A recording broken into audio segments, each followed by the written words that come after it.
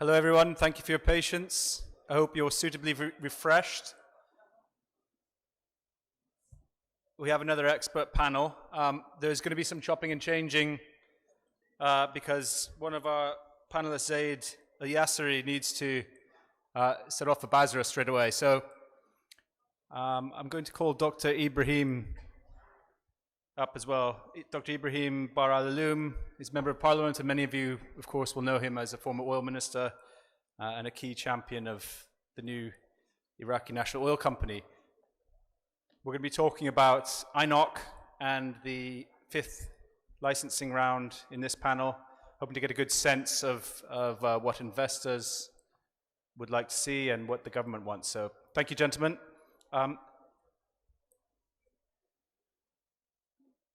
Zaid, I'm going to ask you to come and do your presentation straight away. Thank you.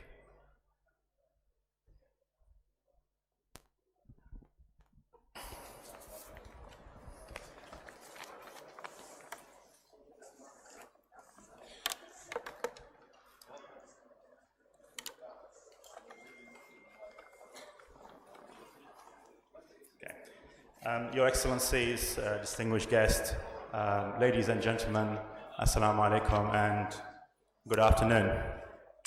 It's an honor for me to be here today, and I would like to thank the Iraq Energy Institute for inviting me over to speak today. As we all know, that BP has been the lead contractor for the Rumaila Operating Organization, which manages the Rumaila field since 2010. A bit of perspective about the sort of the long-term strategy for BP, and I'd like to share with you the energy outlook that BP usually specializes in. We believe that the oil and gas will continue to be in demand for the foreseeable future. However, the share market mix has actually declined. Now, looking at the challenges that the industry is facing, so this is not about just going through the remote areas where we can tap into the oil, but it's more about going into the oil that gives us some high margin and a competitive oil. And this is what BP is good at. BP's strategy for meeting the future energy issues is focused on advantage oil, and that's what we have in Rumaila. And our activities in Iraq has been centered around the overall development of the country's prosperity in terms of infrastructure, providing employment, and also building capabilities. We have a presence since 1908 in the Middle East, and that shows our commitment. We are present in Oman, in UAE, Kuwait, and Iraq. And between BP and the respective NOCs in the region, we manage about 5.5 million barrels of oil, and we are in a journey to 1.5 to 2 BCF of gas in Oman in particular. And in 2009, BP was the first IOC that entered Iraq.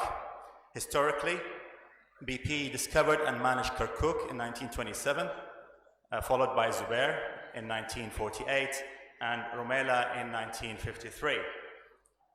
So we returned back to the country because we believe that we can make a difference to the people, to the reservoir, and to the country as a whole.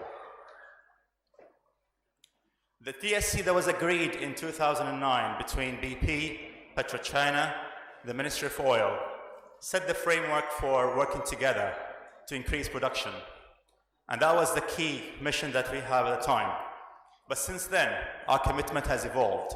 So it's not just about oil. This is about providing prosperity to the country, building capabilities, the people, introduce efficiencies, and work together for a longer partnership. Deploying the technology is our theme, and this is something that we are committed to. Working with the workforce, a local workforce, and allowing them to build the capabilities works hand in hand with international capabilities to build the future. So far, it's not just about increasing production. This is about us being here, helping the country, helping the people, and energizing our reservoirs. And the achievement has been enormous since 2009. As you can see over here, we have actually achieved the highest production level in 27 years.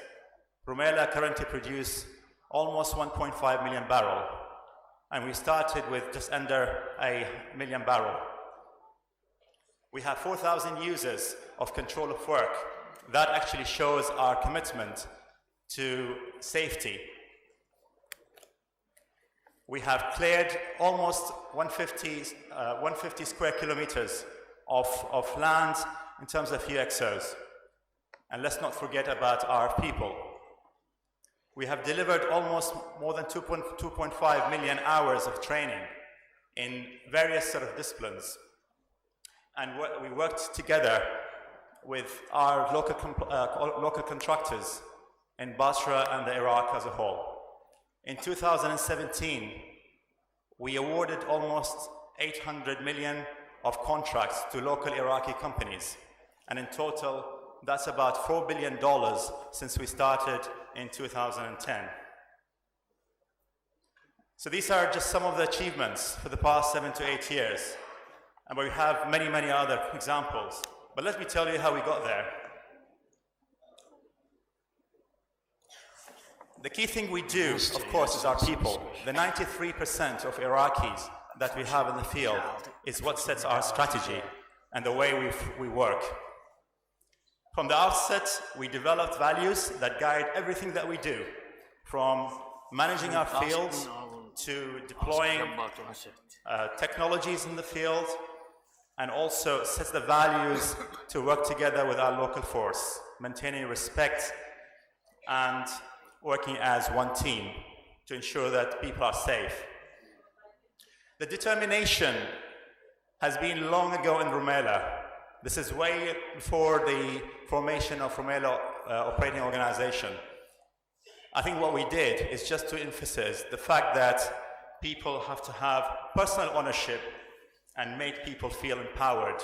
And that was a key thing that we did. But let me give you an example. The people that you see, the men and women that you see in the picture here, they are part of a recently developed department, which is 100% Iraqis. And they are part of the integrity and maintenance team. And they do inspection, they do X-ray and maintenance, and to ensure that the flow lines and facilities are intact. So pretty much look at the integrity of the field. These activities were just, until recently, were done by international contractors. So we're very proud that we transformed the capability that a lot of activities now are done by local Iraqis. And this is just an example of the investment we've done to allow people work to international standards.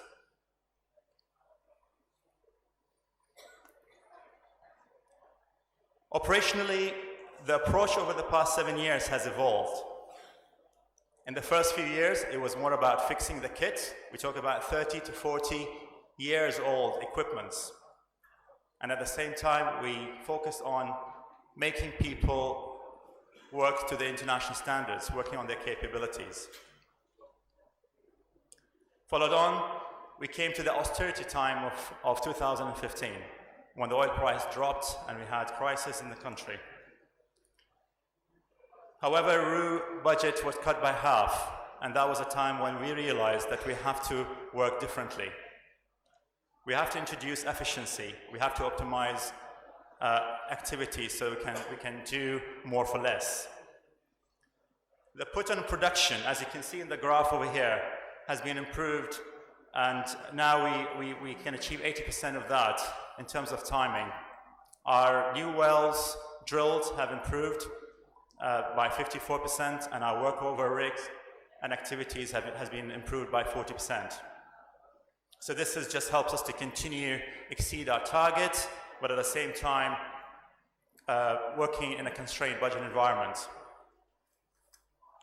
And while we have always looked at ways to modernize the field, and not least compromise on safety, of course, in 2017 has been a year of substantial modernization and transformation, and that's in terms of construction.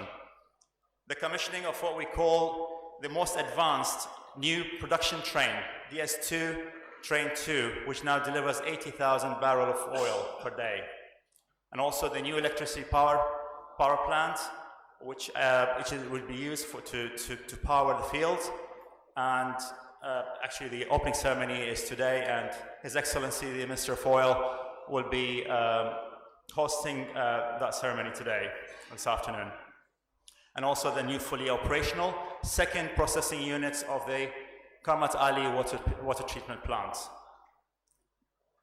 I'd like to show a very short video to show some of the achievement that we've done in Rumaila.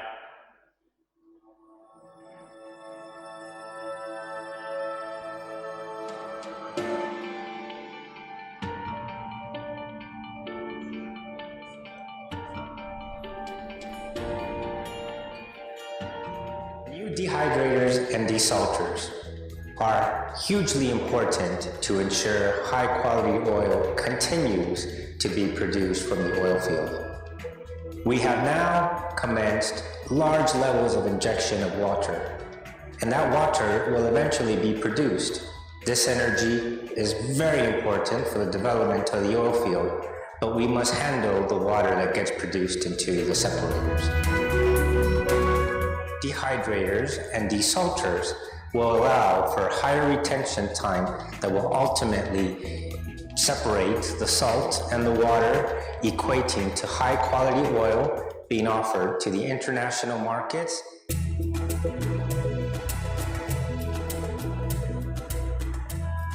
محطة الطاقة الكهربائية الجديدة هي أكبر مشروع تقوم هيئة تشغيل الرماية بتشييده منذ تأسيسها في العام 2010، وسيتم تغذية المحطة بالغاز المصاحب الذي يتم حرقه حاليا في الرماية الشمالية. تم وضع حجر الأساس لإنشاء هذه المحطة العملاقة والمباشرة بتشييدها في أواخر العام 2015. The early power plant represents the largest project ever constructed since the formation of the Rumaila Operating Organization in 2010. The power plant will provide for reliable and constant energy to the oil field.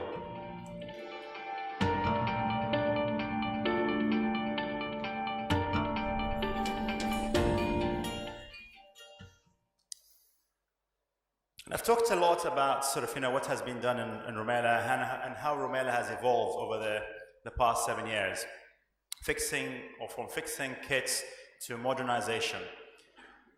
So Rumaila covers almost over 1,600 square kilometers of reservoirs extend north and south.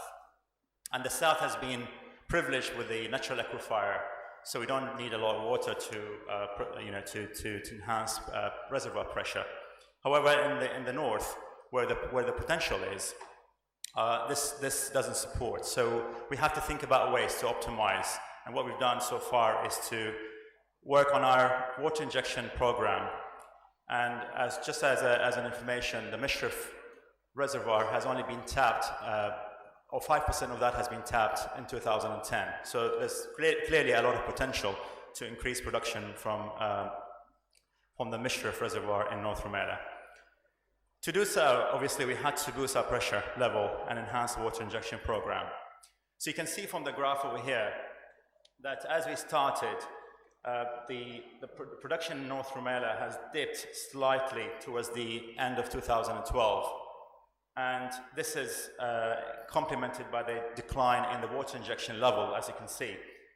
This is due to the integrity issues and facility breakdown in the water plant in Karmat Ali. However, we took ownership and operatorship rather in 2013, and we rehabilitated the plant, and you can see the water injection started to increase from 2013 onward. And that obviously resulted in an increase in production. 2016, we introduced the second processing unit for the Karmat Ali water treatment plant, and that kind of obviously contributed to a more increase in production. So the result speaks for itself, and what we've seen is that the production doubled since 2010, and I think in 2017 it's been the highest peak production from North Rumaila for the past 27 years.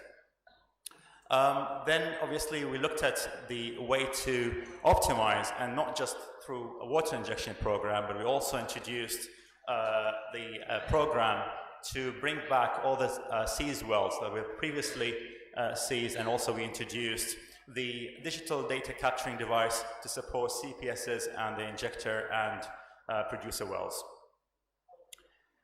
And finally, I would like to finish with saying the challenges at times can feel enormous, but it's not just different from the way we entered the country in 2010, and also through the austerity time in 2015, 2016, when the oil price dropped. Nevertheless, we remained committed to the modernization and transformation. We remain committed to improving and simplifying the way we operate, and we also stay committed ensuring that capability of our local workforce has been maintained. That's through developing their capabilities, through introducing deployed technologies. And ultimately, our focus is on unlocking the potentials of Rumaila for both the benefit of the reservoir and its peoples and the way they operate. So yes, it is about increasing production, but it's also about providing the prosperity for the country. And as Nelson Mandela said, it always seems impossible until it is done. Thank you.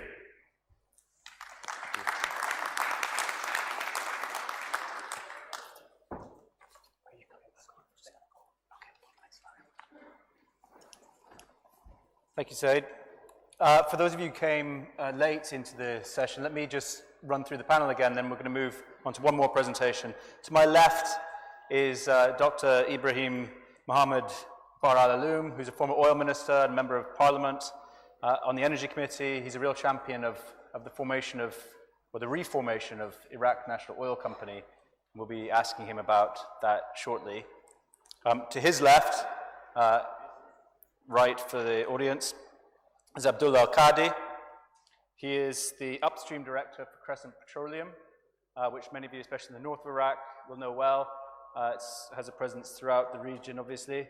And to his left, beside him, is Wissam Hassan, who's the head of Gilgamesh Oilfield Services, one of the local Iraqi oilfield services company. So that's our panel today. Wissam Hassan, I ask you now to come do your brief presentation, and then we'll enter into the discussion period.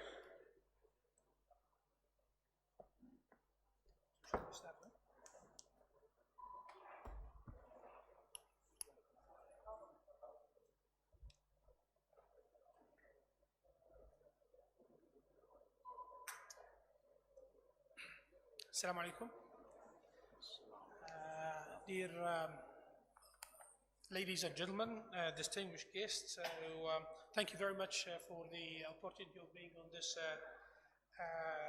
panel. I tried actually to stick to the topic of the panel. It's more looking backward and today about the market in Iraq in terms of upstream activity. And then I had just put my opinion, our opinion as a company, as a service company, toward any upcoming rounds in terms of bidding rounds, and what's the effect of the market. Now, excuse me if any of this information is just representing our pure,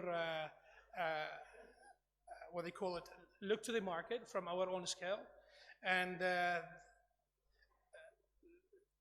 looking at the field itself, but in the end of the day, as a service company, that at the end will get the most affected by those movements. So if we look over here is the basically just a quick history about since 2009 after the first rounds of the fields, and when we compare this into the we compare it to the rig counts with which represent the upstream activity mainly. And if you see the curve that we have reached in Iraq into average of 100 drilling rig. It goes down after the prices drop of the oil in 2015. It dropped into almost 50%. However, we're still seeing today some increase, but we're still quite behind in the achieved of 2014. So now if we look at the upstream itself, that in 2009 and 2003, where everyone, I think, all the record of the history that we had as an oil field companies or as oil field service companies came from the 2010, which is after the mobilization has been done for most of the international oil companies and international service companies. And we see that there was a quite aggressive ramp and increase in terms of activity. When I say that, it was clear on the chart of the rigs.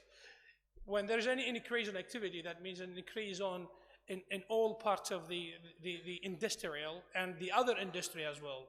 And you can see that the number of jobs created in this period of time, the number of new companies established, the number of investors they start coming in.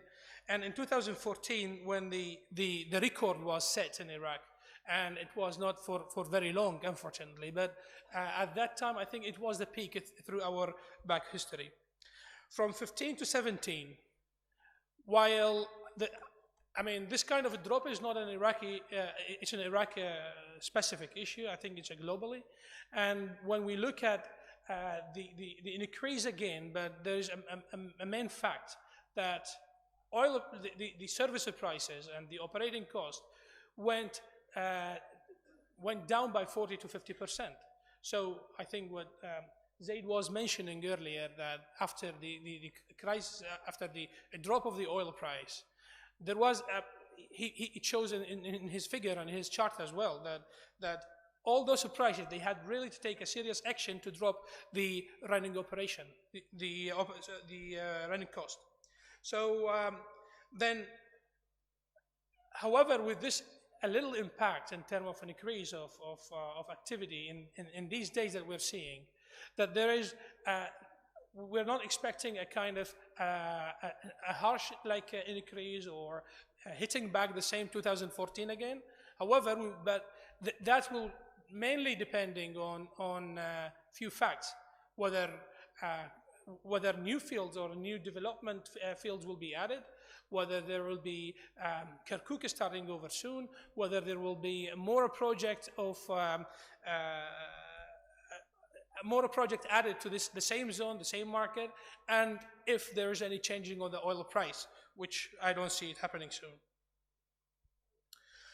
So when we talk about the upstream market, again, that from our scale, that the only thing when we mention upstream, adding more fields, that's 100% depending on what's the main objective of the Ministry of Oil. I mean, in our side, whether the Ministry of Oil are more into the policy of the oil policy, more into exporting, more into local refining, more into building infrastructure, I think that's depend. And all these questions, whether are we going to continue with, like what mentioned in the first round or the first panel, whether are we going to continue in the same model, are we going to change the model of engagement with the international oil company. Now, all these questions that basically what we think that it will be reshaping or it will shape the upcoming period of time in terms of activity in Iraq.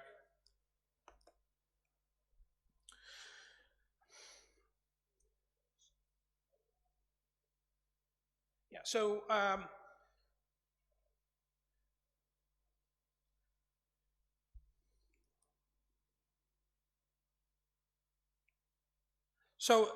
when we talk about now, from this point, I would like to enter actually to a very important point, which is basically the oil prices, operating cost. In my previous slide, which I think I missed, that one of the most important parts for, 2009, 2008, the massive fields were already developed or at least put in development, right? And when we look at what's upcoming, what's remaining, we're talking about a new phase, which if I'm allowed to call it, a new phase of the medium and small fields, which obviously will be more, we will see more small and medium companies coming into the market. Now, one of the most important parts on this, and on a small or medium, the key of success of those companies is basically to watch the oil price itself is one of the key elements, plus the operating costs for them, and the capex investment and the risk share for those companies. That's few of the keys of a small development company. Now, in order to manage the operating costs in Iraq, and if we look at the market, how it looks like for the let me call for the region as well, region and the global, right? You will see that today the industry, that circle, each circle is represent basically the year of for the last 5 years, and you can see that the market share of international service companies was. You know how that market is being decreased from the international service company, and there's a new player which is basically start increasing year by year for the local service company or even the national oil companies. And I think that's where the Ministry of Oil, I think they have approved the move of Iraq National Oil Company. And we think that is one of the positive moves in terms of dropping the oil price, engaging the population that we have already in Iraq with the past experience. So definitely that if I look at this chart, that's basically showing the growth of the local service companies. That when I say local service company, that could go into drilling services, that it could go into basically the upstream, downstream, or midstream. So you can see the cost drop dramatically with the increase of the local service company. This is a regional basically figure. Now taking into account that there is an oil, there is an operating cost drop by 40%, still you're showing around there is like a 30 to 25% of a drop of operating costs due to the entry of local companies. So that's just a snap, basically as a few companies showing that we have basically a few countries like Saudi Arabia, like UAE, like Oman. They are in the region, the leaders are actually on supporting that local forces and local companies. And I think we have some guests we have a guest from the international company. They can see the struggle in terms of how competitive to be today in the market like UAE, in the market like Oman, due to the amount of local service companies. So all this basically, in the end of the day, that will add a value for the winner will be basically the developer in the end of the day and the country, because basically you're dropping price. We will go through more struggle definitely, and but this is the wave right now. I mean, there's all the time. I mean, when we talk about the new phase, that where the focus will be more in innovation and giving a space, Iraq, like giving a space to other local company, right? Iraq is until today is a commodity market in some of the in some aspects. However, but there will be all the time a need for international companies is to more start moving into a new technology, moving into a new innovation, and that is part of how we can basically dropping our operating cost. Thank you very much. I'm happy to answer any question if there's any. Thank you.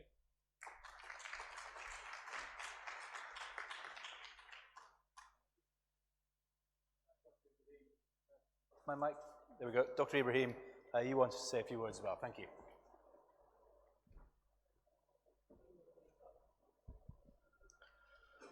السلام عليكم ورحمة الله وبركاته. السيدات سادتي، سأركز حديثي في الدقائق المعدودة حول أهم حدث في عام 2018 في المشهد النفطي العراقي. الحدث الأبرز في هذا العام هو تشريع البرلمان لقانون شركة النفط الوطنية في 5 من آذار هذا الشهر، وكذلك مصادقة السيد رئيس الجمهورية في 25 من هذا الشهر عليه، وبالتالي نتوقع أن ينشر في جريدة الوقائع الرسمية خلال الأيام المقبلة. الكرة اليوم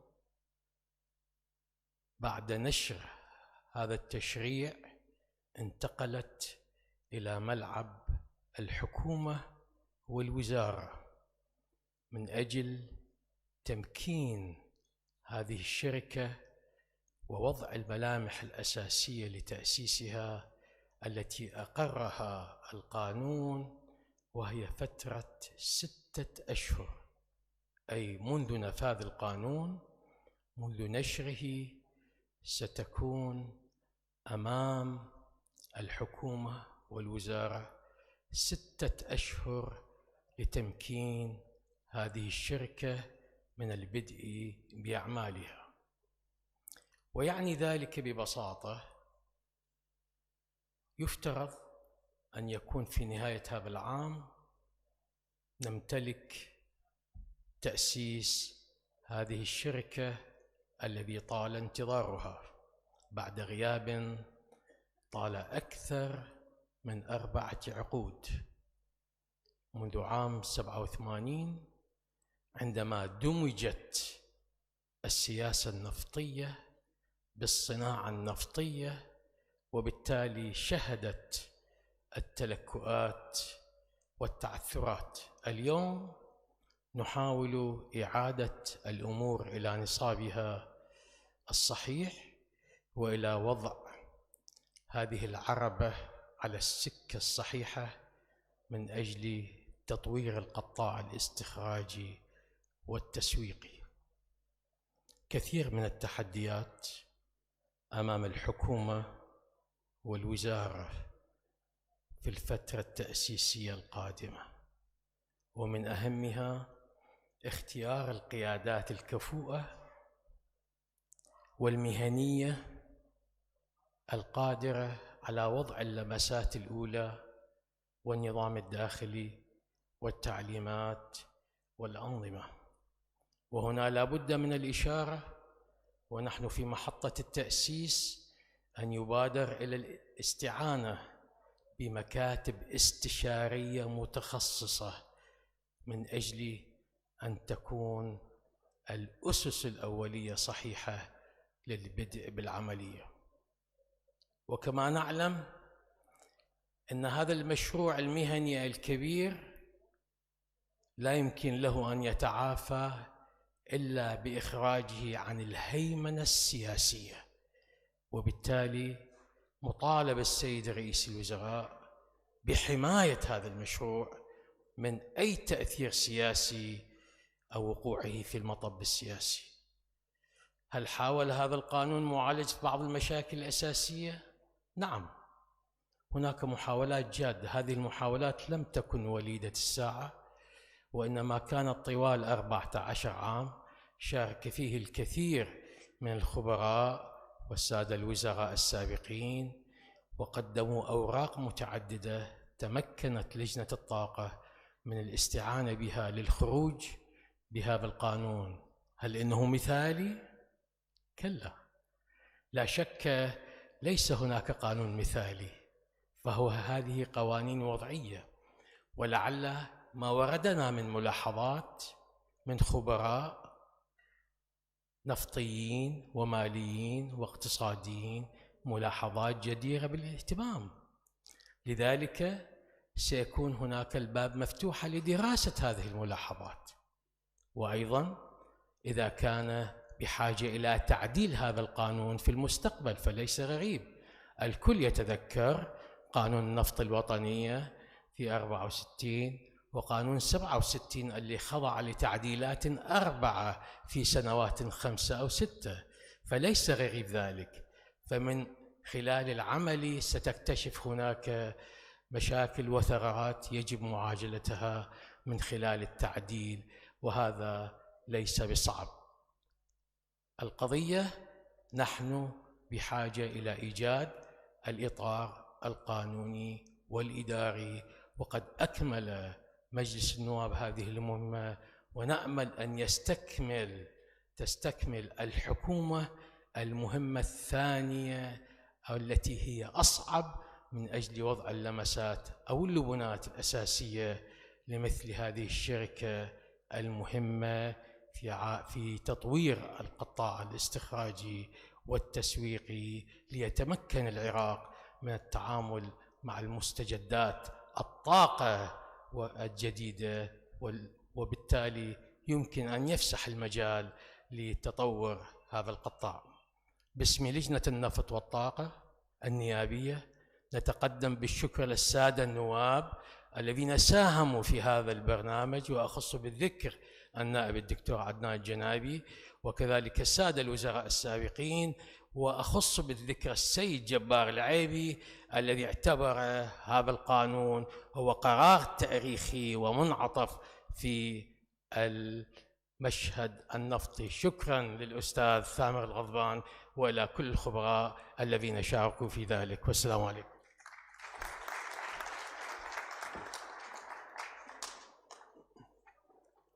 Right, thank you for that. We have about 20 minutes for questions, I believe. I will ask some of you to come up with questions later on. It's my prerogative to start, though. Abdullah, let me start with you. You're the only one who didn't speak directly to the audience. You're an investor in Iraq. You have experience of Iraq. There is a new licensing round coming. There's been lots of discussion between investors and the government about what the terms for investment should be. From your perspective as an investor, what is the government doing right? What must it improve for companies like yours to take part in the next licensing round? Well, thank you very much for the question, Derek. I would like to start first by thanking Dr. Luqائع Al-Khatib and the Iraq Energy Institute for arranging and organizing this excellent forum in Baghdad for the fourth time. This is really an achievement, and we're proud to be one of the sponsors of this event. Coming back to your question, for an investor, there are for an oil and gas investor, there are four elements that are top priority when an opportunity is considered. The first one is an attractive commercial and contractual framework and that the host country holds.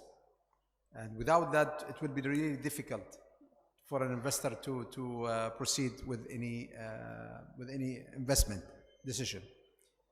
The second one, which is also very important, and I think Dr. Ibrahim touched base on it very quickly during his excellent speech, which is the stable and inviting regulations.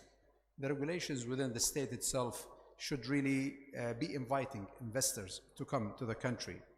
The practice of those regulations should be stable and consistent, and helping the investor to bring more investments to the country and even diversify if possible.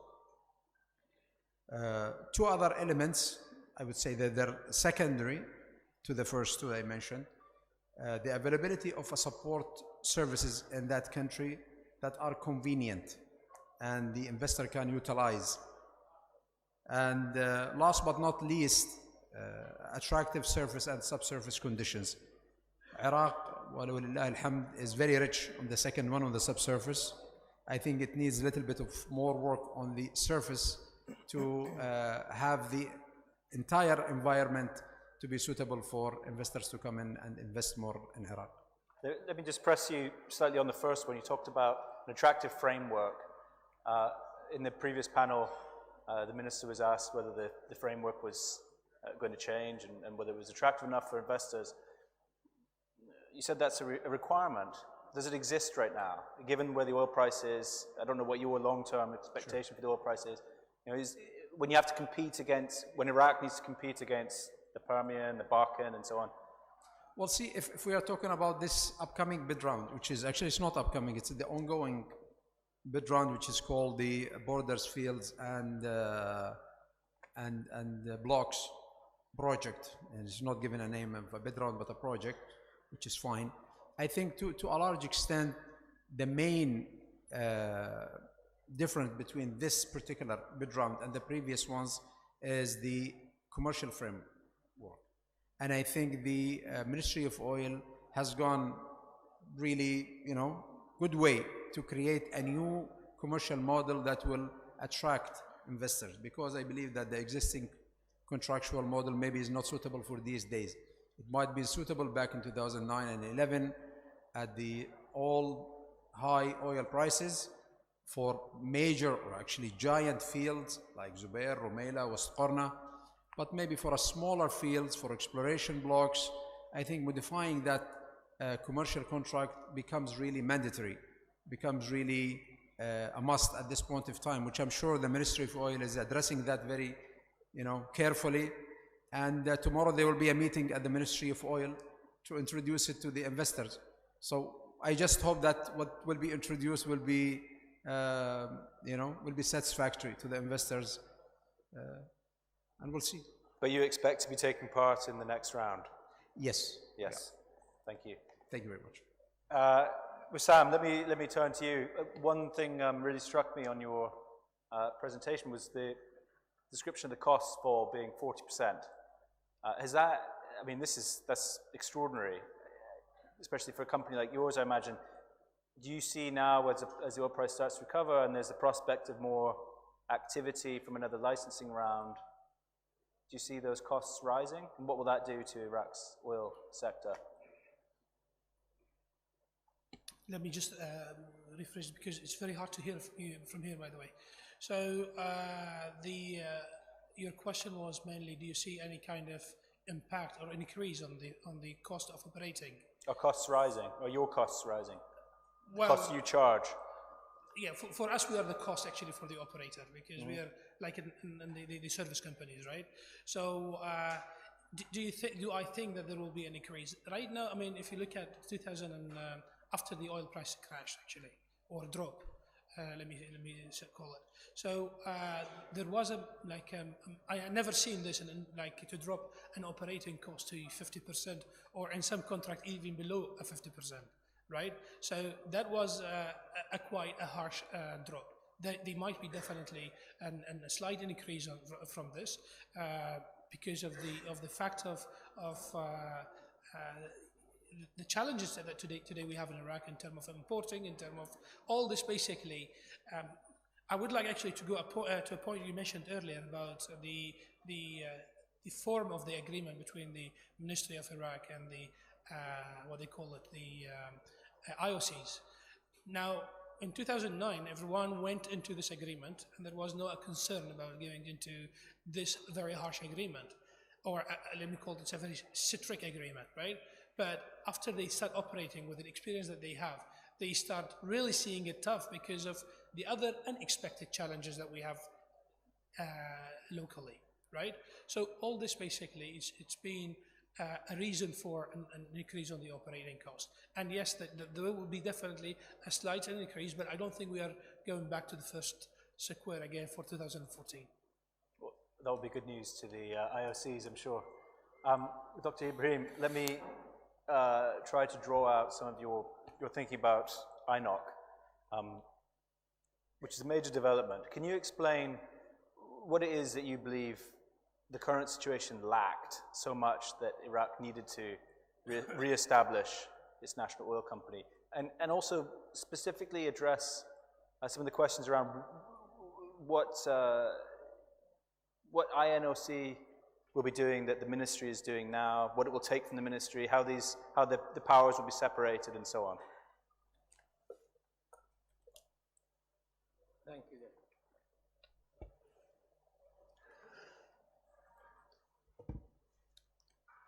اكو وضوح اليوم، لربما منذ ان نشأت النفط الوطنيه في 67 كانت تمتلك شبه استقلاليه في عملها، وبالتالي حققت انجازات لا زال الكثير منها يتذكرها.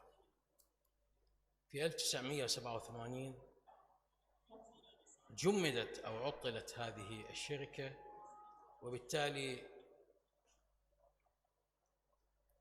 هذه الشركة دمجت مع وزارة النفط، فأصبح ليس هناك فصل بين الجهة التنظيمية والجهة التشغيلية، وعدم الفصل أثر كثير على عمل الشركة.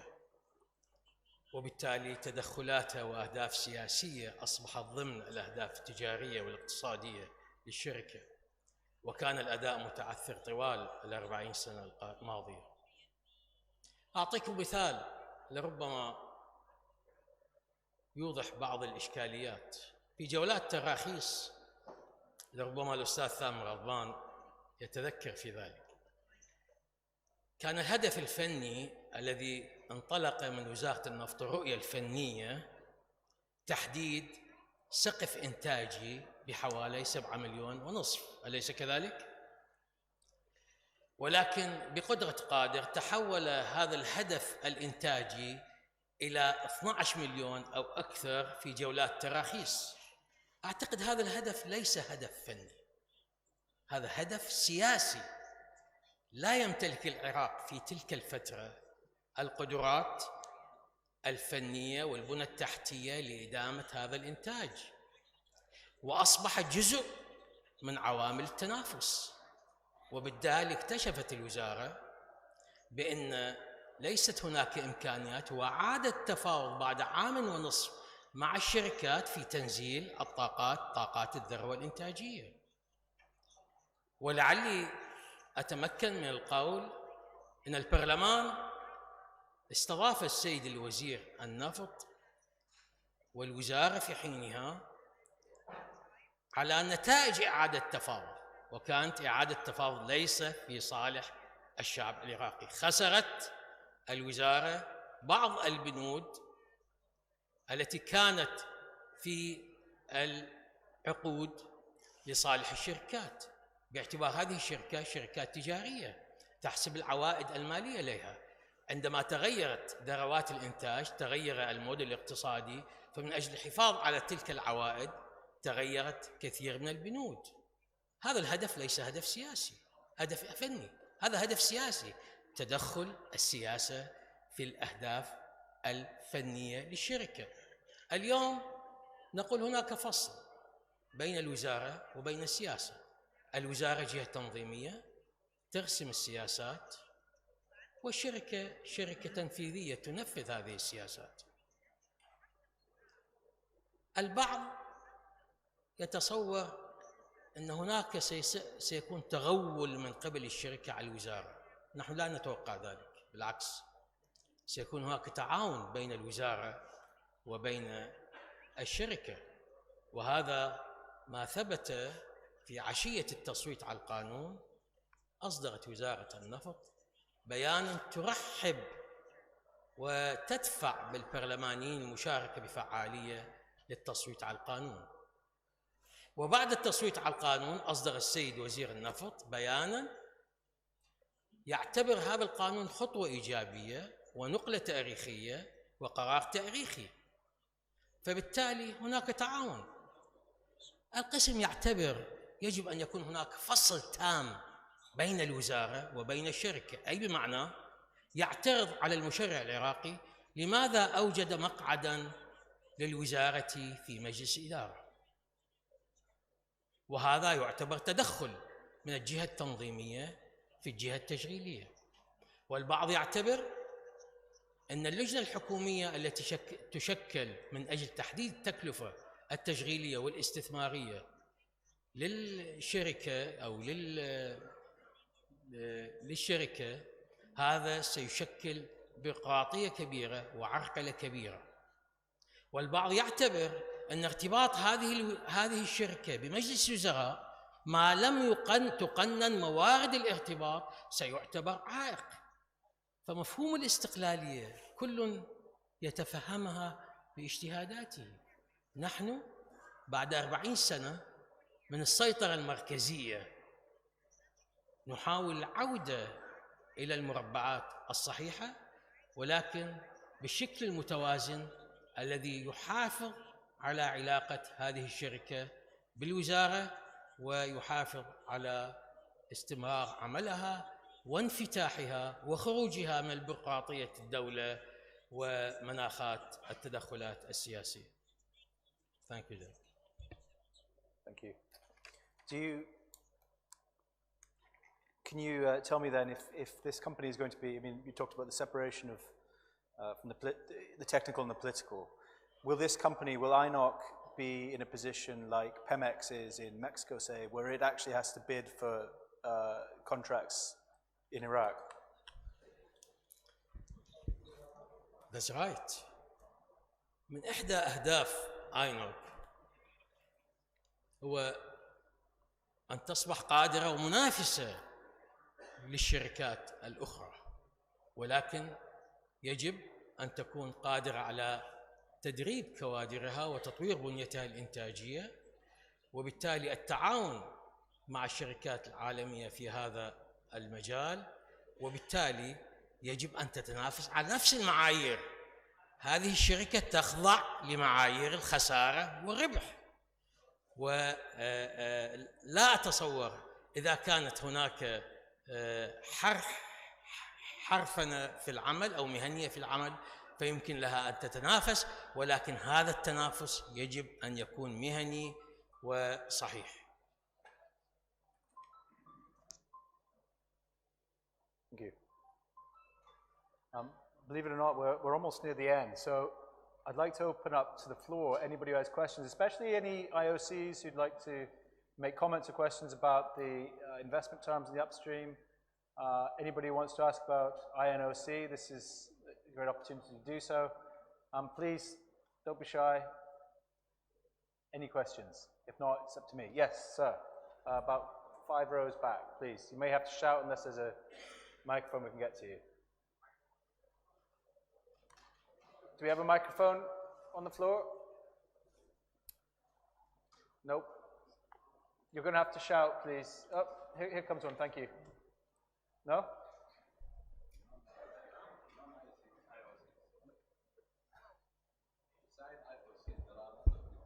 I know. You're quite right. Anybody, Iraqis who want to query perhaps even the focus on what the IOCs want. Yes, sir. Hang on a sec. We've got 3 now. Great. Yes, just quick questions addressed to Dr. Ibrahim. I'm going to address it in Arabic. بما أنه حضرتك في لجنة الطاقة، هناك يعني صناعات تحويلية بديلة عن النفط لم يفكر فيها العراق حاليا، مثل صناعة البتروكيماويات ومثل صناعة الأسمدة. والآن لحد الآن حسب معرفتي أنه دا يحرق الغاز في جنوب العراق، حقول الغاز، ولم يستفاد من عندها لحد الآن، في حين يعتبر المواد البتروكيميكالز تعتبر يسمى بالذهب الأبيض، يعني مقارنة بالذهب الأسود. وعندنا مثال الآن في بعض الشركات في الدول المجاورة تعد وارداتها السنوية إلى حد تقريبا 25 مليار دولار من الصناعات التحويلية البتروكيميكالز. فهل هناك سياسة واضحة بتوسيع سياسة النفط وليس التركيز على النفط نحو سياسات البتروكيميكالز وسياسات الفرتلايزر، الأسمدة وطبعا هناك صناعات تحويلية إضافية غير ما عدا البتروكيميكالز والفرتلايزر، يعني يكون توسيع في مجال الطاقة بهذا المجال. شكرا. أحسنت. جوابا على سؤالك،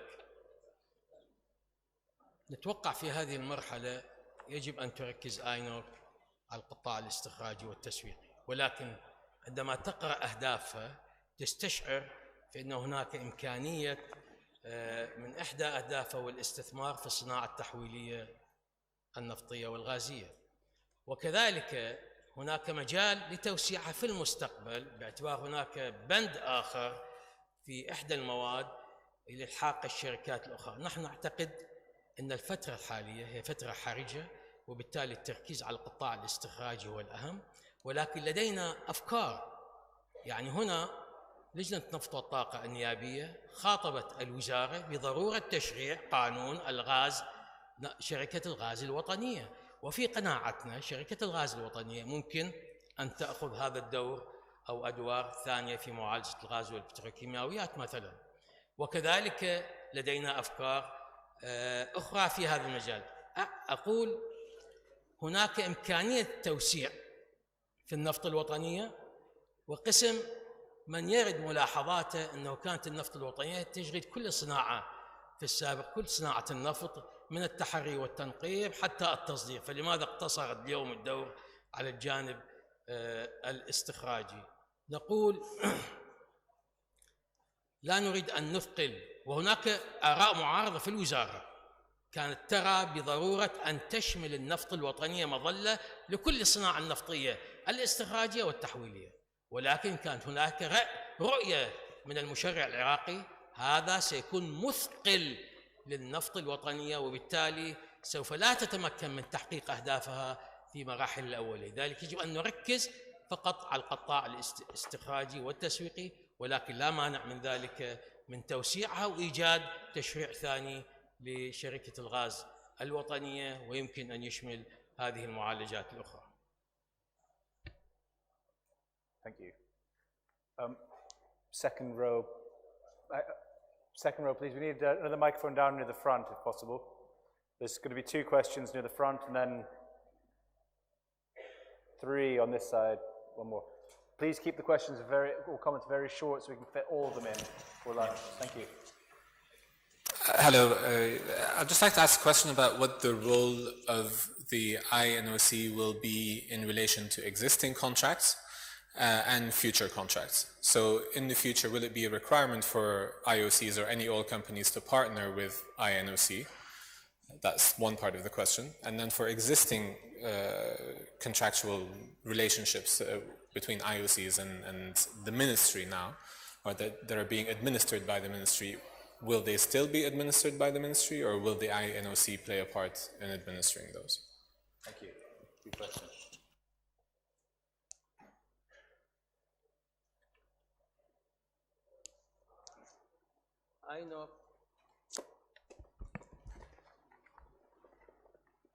ستكون البوابة لكل القطاع الاستخراجي، وآينوك إدارة عقود جولات التراخيص التي أبرمت ستكون إدارتها مع آينوك. لذلك البوابة الاستخراجية للشركات الIOC أعتقد ستكون آينوك، وبالتالي علاقة الIOC ستكون تحديدا مع آينوك. Thank you. Front row, please. Then second row again. Microphone. Can you pass the microphone to the front row, please? Thank you. Again, please keep the comments short because lunch is quickly approaching.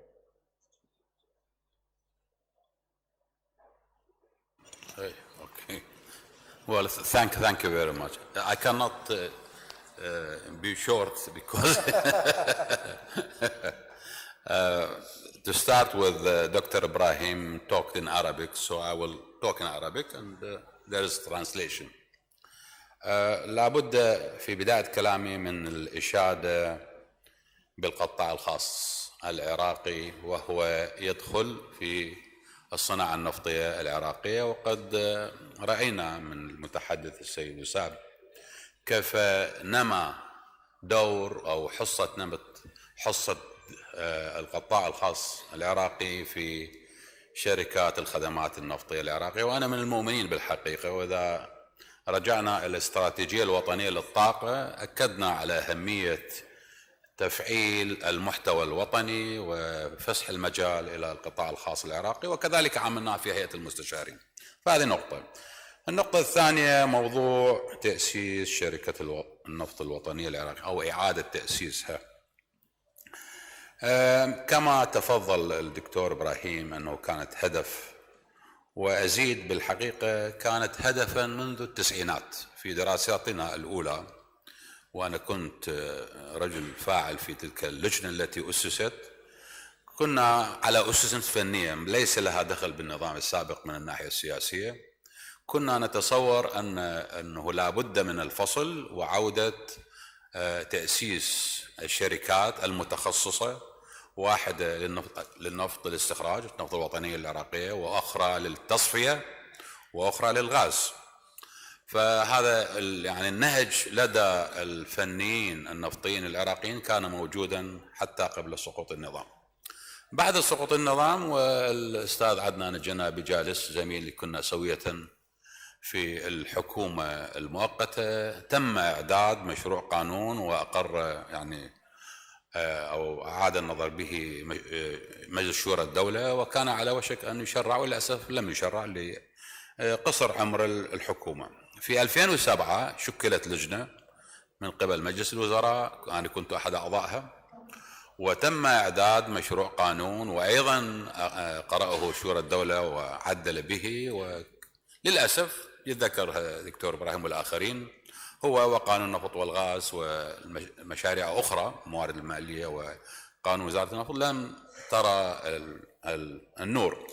فالآن صدر هذا المشروع وكما ذكر السيد الدكتور إبراهيم التواريخ الحمد لله أنه هو في الحقيقة هدف من الأهداف التي كانت ولا تزال تراود الكثير من النفطيين العراقيين وخاصة الذين عملوا في شركة النفط الوطنية العراقية وأنا أحدهم. ولم أستغرب على الإطلاق موقف السيد وزير النفط الحالي المؤيد والمشجع ولو كان وزير آخر لم يعمل في النفط الوطني ربما كنتم تلاقون موقفا آخر في الحقيقة. الموضوع المهم في الحقيقة هو هذا يندرج في ضمن إصلاح الوزارات الاتحادية، الفصل ما بين السياسات والتخطيط والإشراف من ناحية والتشغيل والتسويق من ناحية أخرى. هو هذا النهج الذي كنا ندعو ولا يزال المفروض أن تستمر به الحكومة القادمة لكافة الوزارات الاتحادية خاصة تلك الوزارات التي تقدم سلعة أو تنتج سلعة أو خدمة كالصناعة والكهرباء وعلى السواء مع وزارة النفط. هنالك إشكالات دكتور إبراهيم أنت حضرتك تفضلت قلت ليس هنالك قانون مثالي وممكن يصير يعني تعديلات وبالفعل ممكن أن يخضع لتعديلات ولكن اللي أثار موجة من يعني خلينا نقول الانتقادات وأيضا للقريبين منك ومن اللجنة وساهموا في ملاحظاتهم ومشاركاتهم. هنالك 3 نقاط أساسية بالنسبة لي. الأولى طبيعة الشركة، البناء القانوني، هل أن شركة النفط الوطنية العراقية هي شركة مشغلة أم مالكة؟ من دون شك بالنسبة لي وللقانون الأول لنأخذ صيغة 1967 وما تلاه من تعديلات وما تلاه من قانونين مشروعي قانونين مال 2004 و2007 هي شركة مشغلة هي غير مالكة وعليه فإن مواردها تأتي من عمولة تحصل عليها جراء عملها في إنتاج النفط والغاز سواء كان البرميل أو المكافئ الحجمي الحراري من الغاز. ما وضعتموه من صيغة بالموارد صارت أن مواردها تأتي من مبيعاتها للنفط الخام. هذه حقيقة فيها إشكال كبير والبعض بدأ يفسر على أنها هذه مادة منافية ومعارضة للمادة 111 في الدستور العراقي. وإذا وسعنا الموضوع نأتي كالآتي. أولا أن الحكومة العراقية بكافة طبقاتها الحكومة الاتحادية وحكومة الإقليم وحكومات المحافظات المنتجة تقوم بإنتاج النفط والغاز نيابة عن المالك. من هو المالك؟ الشعب العراقي. المادة 111 تقول أن النفط والغاز ملك جميع العراقيين في جميع المحافظات والأقاليم. فلذلك إذن قد يراها البعض وأنا شخصيا أراها أن هنالك خلل في هذه الصياغة يتعارض مع المادة 111 وعليه أن مشكلة دستورية. نعم. 2 إقحام واجبات ليس من اختصاص شركة النفط الوطنية في القانون. الصناديق ال4 الصندوق الأول ما عندي به مشكلة ممكن يكون ضمن التمويل اللي هو الاحتياطي احتياطي رأس المال. أما صندوق الأجيال والمواطن وصندوق المشاريع الاستراتيجية هذه ليست قطعا من مهام شركة النفط الوطنية ولا وزارة النفط، وإنما هي من اختصاص مجلس الوزراء، وزارة المالية إلى آخره، فليست من اختصاص الشركة. أيضا ممكن هذه المادة يكون عليها وجهة نظر أخرى.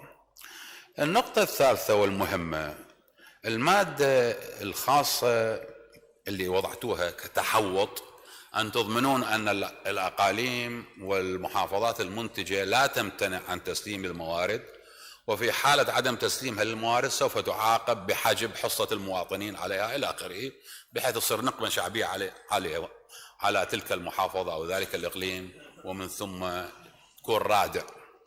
هذه فيها مشكلة كبيرة حقيقة. هذه كأنما تفتح باب إلى محافظة ما، وخاصة إذا كان العائد راح يكون أكثر بكثير مما يحصل عليه المواطنون من حصتهم من ذلك الصندوق، وهي من دون شك أيضا تتعارض مع المادة 111. يعني وقد واحد يتصور أنه إذا كانت محافظة كبيرة في إنتاج النفط والغاز وتمتنع، يعني كيف تمتنع؟ ذيك الساعة مجلس المحافظة والمحافظ يضع إيده على النفط والغاز وهو الذي يقوم بالتصدير، ومن ثم ليس أمام رئيس مجلس الوزراء سوى أن يعلن حالة طوارئ ويحتل المحافظة. فقضية حقيقة خطيرة هذه المادة. أنا معك دكتور إبراهيم، ليس هنالك قانون مثالي وممكن أن يخضع لتعديلات، وبالفعل كل القوانين خضعت للتعديلات، وهذا ممكن يعدل. أما كيف التعامل مع الموضوع، أنا لست ممن يعني يطبل أو يحاول وضع العراقيل ولا آخره، لأنه أركز على الجانب الإيجابي، أنه الجانب الإيجابي هنالك قانون شرع لإعادة تشكيل شركة نفط الوطنية العراقية التي كانت حلما يراود الكثيرين من عندنا وأنا واحد منهم. هذا واحد، هذا شيء إيجابي كبير جدا. إذن كيف نتعامل مع هذه النقاط؟ وهناك نقاط أخرى فرعية. هذه ممكن أنتم على مستويين في نظري. أن الحكومة الحالية تمضي في التأسيس وتبدأ عادة في تسمية I'm very sorry but these are very I'm concluding but these are very important issues. من البداية أنه يتم تسمية رئيس لشركة النفط الوطنية والذي سوف يسمي وكيلين له. يتم من البداية التفاهم ما بين مجلس الوزراء سيد رئيس الوزراء والشخص المسمى على تعليق العمل بالصناديق الثلاثة، ليس الاحتياط ضمن التمويل، ما عندي مشكلة، هذه ليس مهم بالشكل. الشيء الثاني، يمضون سوية بالعمل لتعديل القانون، كتابة مشروع تعديل القانون، دون أن نتوقف أو نوقف تأسيس الشركة. المضي في تأسيس الشركة حسب ما جاء بالنص التعاون ما بين الوزارة والرئيس المسمى، وتبدأ الشركة وتكون شركة تشغيلية ليست مالكة. أنا متفق معك أنه هي سوف تتولى كامل قطاع الاستخراج. المشروع ضمنه، وكانت هذه أحد أفكاري، تذكر احنا تراسلنا والأستاذ عدنان، وأن وحدة قطاع الاستخراج من الاستكشاف إلى الأخير. أما الواردات فهي واردات الدولة العراقية نيابة عن الشعب العراقي. بارك الله بكم وشكرا جزيلا. Thank you very much. I'm afraid I've been given the order that the session is over. You do have the opportunity to come ask questions privately. Please take that opportunity. Come up straight afterwards and talk to a panelist if possible. We'll just make it 1 minute. 30 seconds. Thank you. دكتور أستاذ ثامر، ما تفضلت به رؤية أحترمها جدا ومناقشيها. هناك جهة واسعة عريضة اليوم إن كانت من المشرعين ترى دستورية هذا العمل، ولست أود أن أخوض فيه. وهذا العمل ليس وليد اللحظة الراهنة، من 2007 في أدبيات السياسة النفطية تجد أن هناك عمل أفقي يدعو إلى إحياء النفط الوطنية وتمليك الثروة للشعب. بعد الدستور، بعد القاعدة الدستورية. هذه وضوح عندما تأتي في لجنة الطاقة ومشرعين ونوقشت هذه المسألة على مجالات واسعة. هناك مدرستان، مدرسة من تقول هذه يجب أن تعود لخزينة الدولة، ومدرسة تقول خلاف ذلك. احنا تصورنا أنه هذا الحل هو حل يمكن أن يعطي رؤية تجسيدية للمادة 111، بنفس الوقت يغير مسارات الاقتصادات الريعية التي يعيش عليها العراق. هذا الخلاف موجود، لربما إحدى هذه حاليا في الوقت الراهن أتصور هناك قبول واسع من مجلس النواب بهذا التصور، تمت مناقشة بتفاصيله، ولكن أكو قبول في هذا المجال. الأستاذ عدنان شارك فيه، وهناك مناقشات استمرت 4 ساعات في جلسة، وفي جلسة القراءة الثانية كان وضوح، حتى عندما أردنا أن نوضح المقترحات التعديلية أوضحنا توطين العلاقة بين الثروة النفطية والمواطن من خلال مادة 21، وكان هناك نقاش واسع. هذا نتاج مجلس النواب، هذا مجال تشريعي، حينئذ يمكن للسلطة التنفيذية أن تعترض على ذلك أو تطعن في هذه المادة، وبالتالي تغير المسارات. هذه الرؤية حاليا لحد الآن مجلس النواب متفق عليها، وعندي شاهد هنا وياي. بلي؟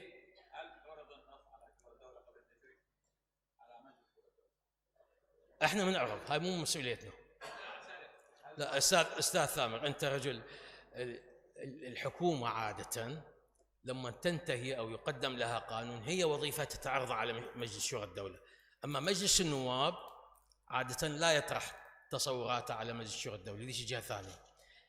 أكملنا النص القانوني، نوقش في اللجان القانونية، نوقش في بين النواب، طرح للقراءتين، طرح لنقاشات مستفيضة مع خبراء وماليين واقتصاديين، طلع بهذه النتيجة. هذا قرار تشريعي، هذا قانون تشريعي، وأقره بالتصويت وصادق عليه مجلس للسلطة التنفيذية. الحق في الطعن في ذلك، أنا معك. إذا أراد السيد رئيس الوزراء أن يطعن في هذه المادة، آسف. Thank you. Thank you. We definitely have to end now. We could talk all afternoon, I'm sure, about this in the upstream, but we can't. We have lunch to eat now. Please join me in thanking my panelists.